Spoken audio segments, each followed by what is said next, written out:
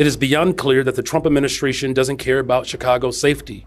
In fact, he doesn't care about the American people at all. The President of the United States is actively silencing voices and violating the First Amendment. But here's the good news. Trump cannot intimidate us. We will continue to work together, and we will do it in unity.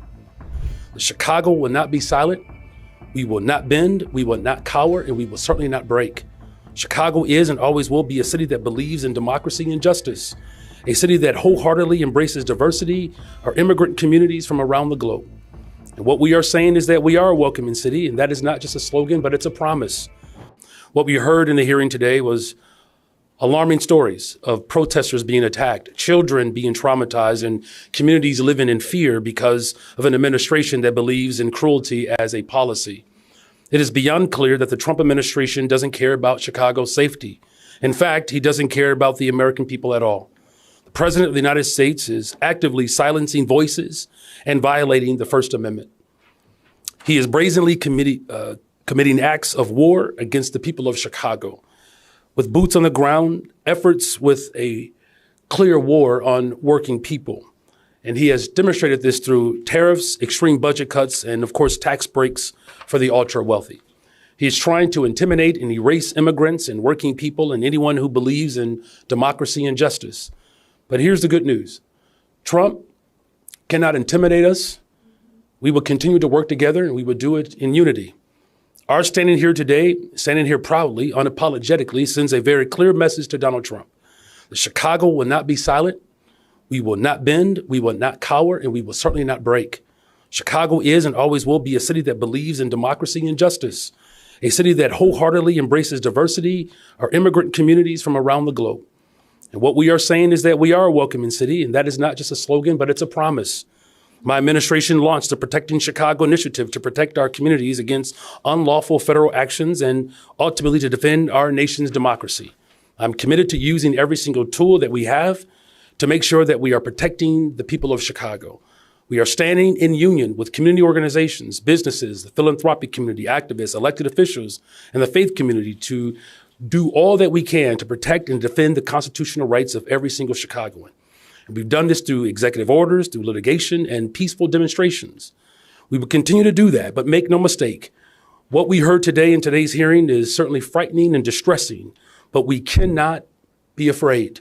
We have to remain firm and committed to ensure that justice for all prevails.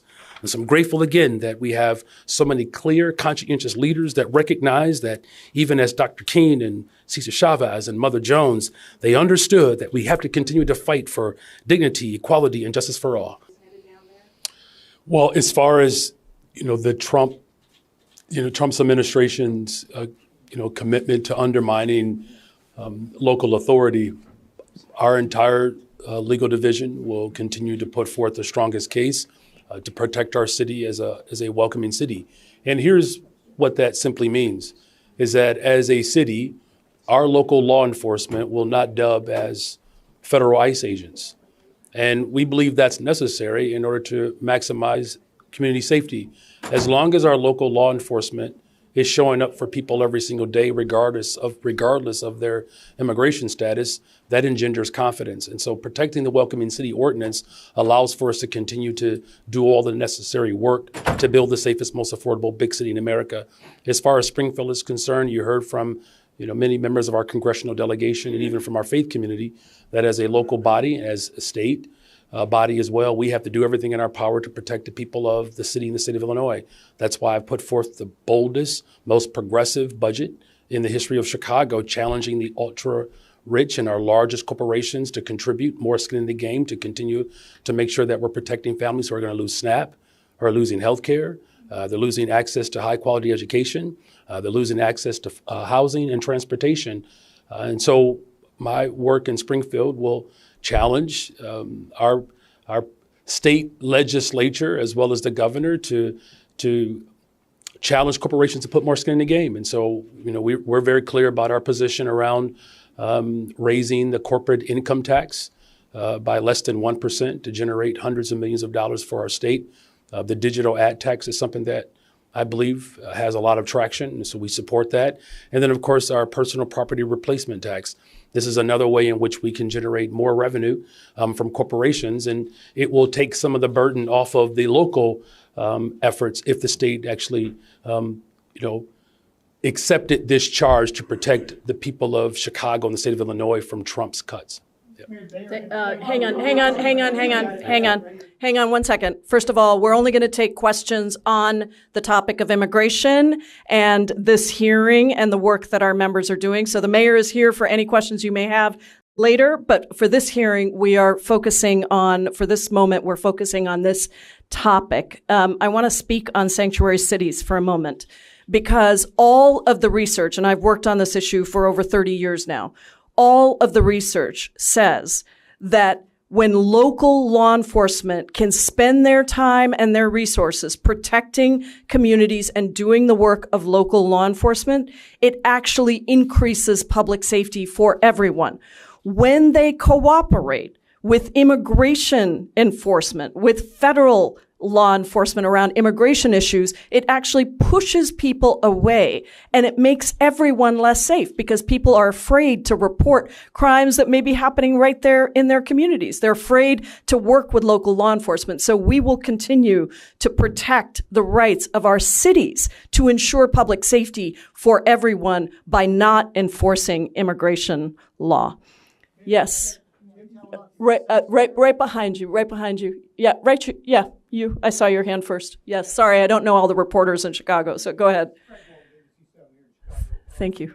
First of all, can you talk to us about what your hopes are for what this hearing might do to bring about some changes? And in light of that, as we think about immigration, are you considering any kind of remote learning for CPS schools because of all the kids who may be afraid to go to school? Well, look, that fear is real, right? There are people who are afraid to go to school, people are afraid to go to work, and it's having a profound impact on our local economy. Many of these businesses have shown that they have lost revenue upwards of 30 to 40%. And so, as you know, the board is interested in asking the governor for a declared state of emergency. That's his authority, but that's something that I certainly believe that should be considered, right, to keep people safe. As far as the first part of your question, this is really about a union and a united front, that the entire country is pretty clear that this president is working outside of the constitutional authority that he possesses. And so you're seeing cities all over the country that have modeled many of my executive orders. You saw it happen in Portland. There are suburban municipalities that are doing the same.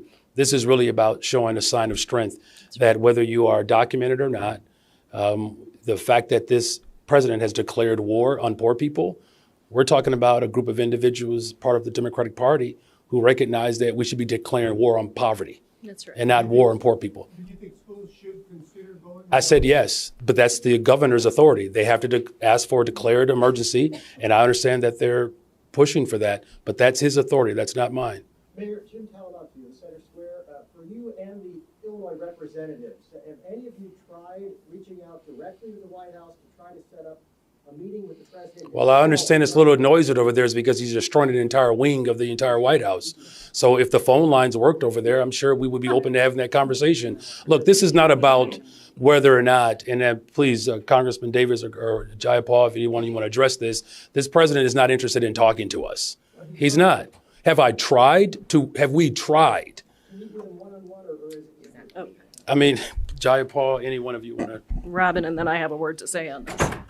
He is not going to meet with us. We can't even get him to meet with us. He and the Republicans are gone. He's flying out of the country. We can't even get him to meet with us about the shutdown. He certainly is not meeting with us about this. Plus, he's tearing down the White House. And he's more interested in prosecuting us than meeting with us. Just talked to Congresswoman LaMonica McIver from New Jersey, who was doing her due diligence who was doing her due diligence conducting oversight at a detention facility in New Jersey and was charged and is currently being prosecuted. So the answer to your question is no. This president is more interested in prosecuting us than in working with us or in listening to us. When we finally were able to meet with him to talk about the government shutdown and healthcare, Leader Jeffries told us that it seemed as if this president was hearing this information for the very first time, that people were going to have healthcare premiums quadruple at the very least. So we all should be asking the president to listen to the citizens and community residents throughout this country about the war he is waging on the entire country, let alone Chicago. Shy Guardian, Deep South Press Corps, Mark Armstrong. So it's come to our attention through our cultural sources, Mr. Mayor, that you're supposed to have filed a report on spending on illegal aliens in Chicago with the White House by now. What's happening with that? What has happened with that? We don't have illegal aliens. I don't know if that's from some sort of sci-fi message that you wish have had. Well, listen, the legal term for my people were slaves. You want me to use that term too? So look, let's just get the language right. We're talking about undocumented individuals that are human beings. The last thing that I'm going to do is accept the type of racist, nasty language to describe human beings. And so as far as our spending on Chicagoans, I've put forth a $16.7 billion balanced budget that ensures that we're investing in education, transportation, housing, youth employment, environmental justice, as well as ensuring that we have safe communities. And we are going to challenge the ultra wealthy to pay their fair share. He's more than happy to look at that budget. Let me just, excuse me, let me just say something here. Let me just say something right here. It is very important that people in Illinois and across the country understand the immigration system is a civil system. Undocumented presence in the United States is not a criminal offense.